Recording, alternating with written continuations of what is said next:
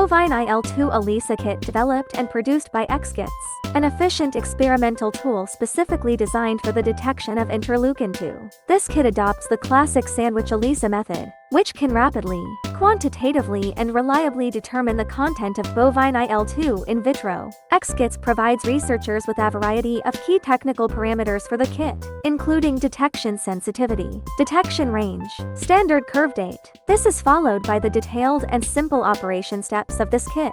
Firstly, prepare the samples and serially diluted standards. Add standards or samples to each well and incubate. After, discard the liquid. Add biotinylated detection antibody working solution, and incubate, then washing the plate 3 times.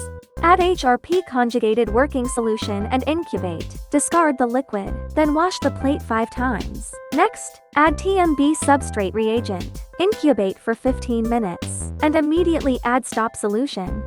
After that, you can measure the absorbance and calculate the results of your experiment. More product information can be found on ExKits website. If you have any questions, you can contact us via email. Thank you for watching, and wish you a smooth experiment.